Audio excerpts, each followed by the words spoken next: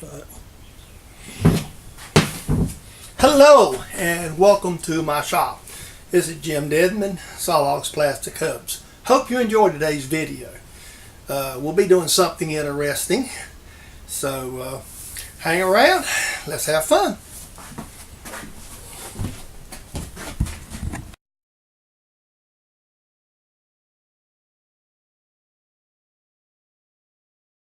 I'm experimenting because I've never really done anything like this, and there's several ways to do it, and I'm trying to use the tooling I got on hand. So what I'm trying to do is just, instead of feeding downward off the back of the insert, I'm trying to feed forward into it and up close to the mark. So by doing it this way, hopefully I won't get chatter. I'll be able to cut into it. Probably going to be light cuts. It's just the nature of it.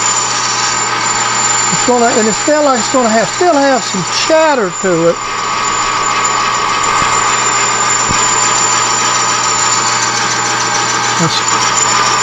This don't sound the way I want it to.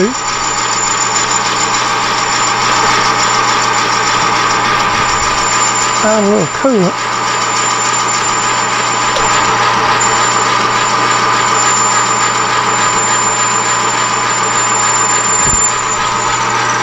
Okay. Now let's just feed this back and we'll give it another whirl. This one's going to have a little center. So what I'm going to do is just try to get down here behind the center. Just bump in just a little bit. Kick the feed in, just let it feed out. We'll see how this works. And once we get one done, we'll know what we got.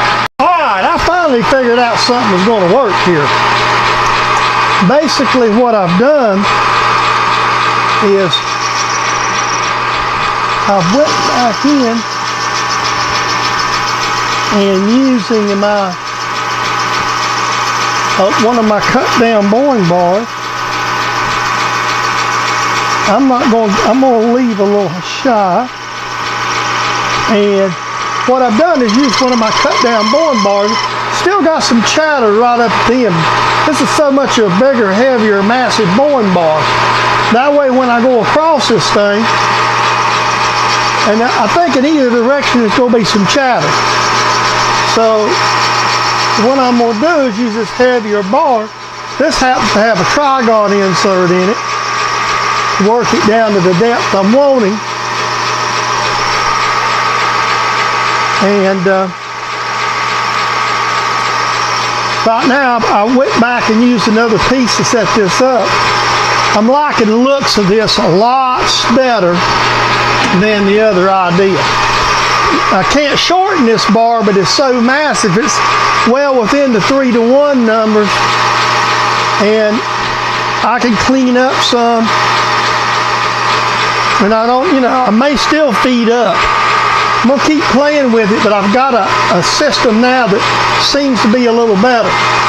Still going to be a slow process.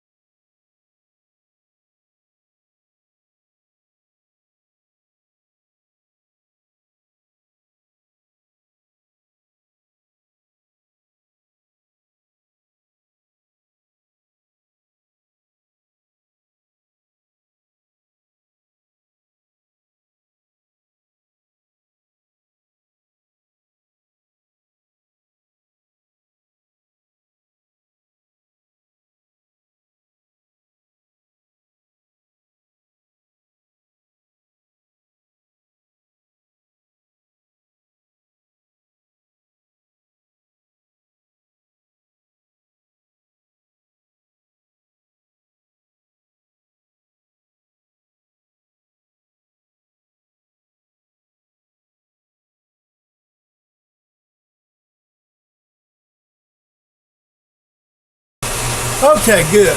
One of the things I discovered, and I'm just going to use the external mic right quick because I'm not going to do a lot of stops. This is several days later. It's actually the 1st of November right now. And we're working on these. I've got a good many to make. So, one of the things I've discovered is using this heavier boring bar gives me some rigidity. I've played around with a lot of different stuff. I've actually made 4 of them, completed them, or 8 of them and completed. 4 I'm keeping for myself because they got center holes in them and little stuff like that. 4 more I gifted to the Reverend of an Upgrade Baptist who done the graveside service for my mother. Part of his, appreciation for him doing the service. And the rest of these are for family Christmas presents and one friend. So I went and bought more stock, went to metal supermarkets and really bought a new piece of stock. I'm still working on the first piece. And just to be honest with you folks, this is not, this is something I wouldn't want to have to sell these. And I'm just giving you a quick tip of what's going on, how this machine, what I've got is a 0 set. And hold it off about 20 thou. And then what I'll do is I basically reverse the direction of the spindle and go on the other side of the center and run the spindle in reverse. Got my cut. When you come in, I was already cutting. So what I'm doing is I'm running the spindle in reverse and coming up to the center. Just kind of plunging in with the boring bar so I can keep it flat. This real heavy Trigon boring bar worked really good for this idea. I'm not taking it out of feed. So basically what I'm doing is feeding up to the center here. None of this is precision size. When I get to the center, I just stop the spindle, change the feed direction, hit it forward, and let it feed back across, out to the lip. Just keep repeating that till I get to depth. Make sure my bottom's flat. So that's how I'm doing this. So I hope you, again, get a few ideas. But like I said, I wouldn't be doing this for trying to sell it. This is definitely gifts. All right, now I'm going to show you the hand methods of what I'm doing here. So basically I got my feed rate reversed and I'm going to start the spindle in reverse, go past the center of the part like you seen earlier, and just engage, just take my hand through and engage it till I hear a little chatter, hit the boring bar and let it run. And what I'm doing is standing here and I'm going to let it come up to the center of the part. I don't know how well you can see the center of the part from here because the tool block blocks it. You've seen it in the earlier shot. So what we're doing is now we're facing to the center of the part.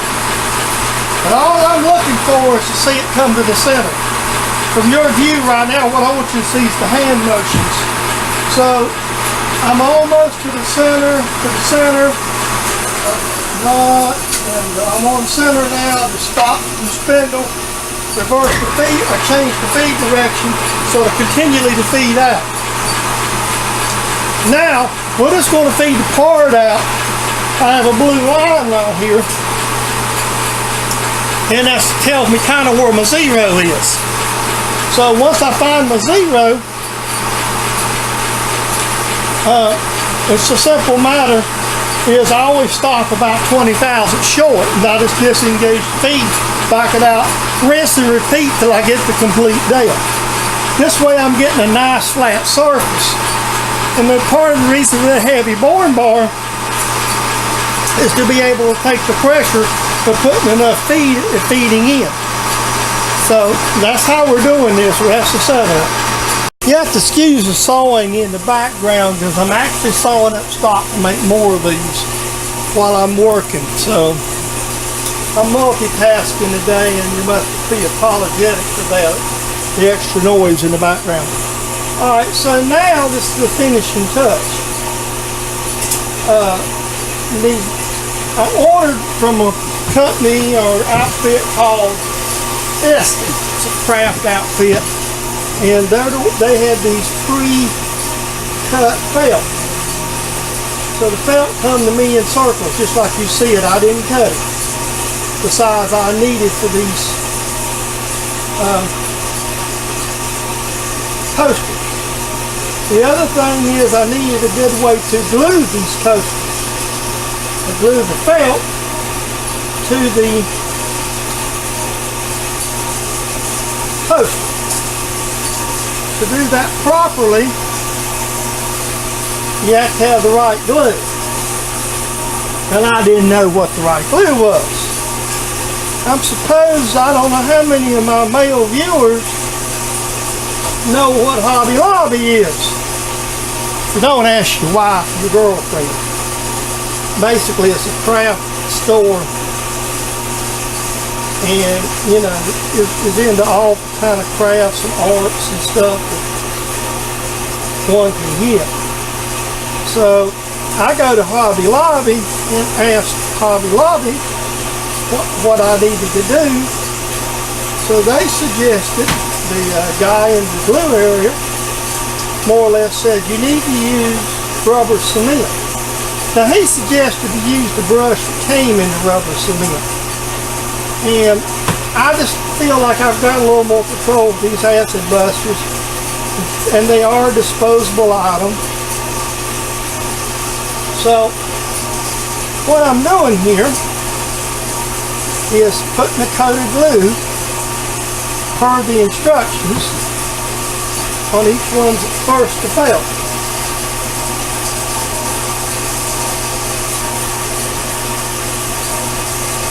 That's why I got this rag here, so I can just kind of let it slide right over the side. The felt's the hardest to get the glue on, by the way, not the coasters actually, the glue. So now I've got these set over to the side, coated. Now, I'll just lay my coasters out here on this cloth. And, well, excuse me just a second, I'm going to stop the saw, I'll come back to it. I got my fixture on there because I'm cutting this aluminum down to the very minimum. I'm not actually, I mean, there will be waste. It'd be turned waste. It won't be solid waste. And if you've seen my video in the past on how I made that, it is just about as handy, really, really handy right now. Now this will have to set a minute or two once I finish this up. What I'm going to do is basically I'll chunk this brush in my trash. Start with a fresh one on the next one. And I'm doing 4 at a time because it's just handier. And see, I just finished these 4 on the machining. So, and you want to make sure if you get a little on the outside edge, you can clean it up. Take your cloth or a rag or something and wipe a little off. Because it's, you know, it's not the end of the world. But you want to get it all the way because this felt goes all the way to them. Okay, now while this is gluing, it needs to set a couple of minutes. So while it's setting, I'm going to actually take this rag right here and run around the edges and wipe any excess glue off that's purled over the edges here. And then I'm going to let these set. And just a second. And like I said, I got the idea for somebody who gives these out. And I'll be right back with the finish after it glues a second. And I reloaded my saw, and it's probably good enough for this to set up. So next thing I'm going to do here, let me make sure you're in the frame. Okay. Is lay this felt right on these. I'll slide it, make sure it's centered.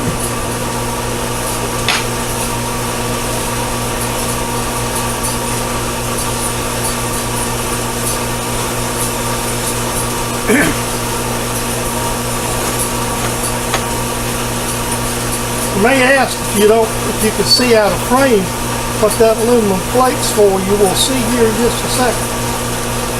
Okay. Now that I have all my felts attached to my coasters, I'll take a clean cloth and lay over it. I was told to lay a book. I got better than that. Alright, now that'll set a couple hours, just enough to get that glue to bond. And now while I'm working on the next set. So that's all there is to it.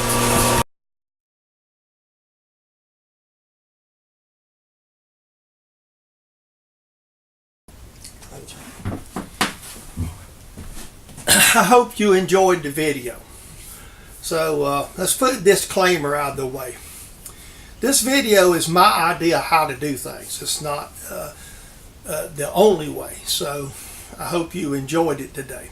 The other thing, comments are always welcome. Please take the time, if you feel so inclined, to make a comment on my videos. Also, I appreciate all my subscribers, the new ones and the new ones. And finally, the other disclaimer. This is a copyrighted production of James Dedman, Sawlogs Plastic Hubs, for your enjoyment on YouTube. Thank you. Have a great day, and we will see you in the next video.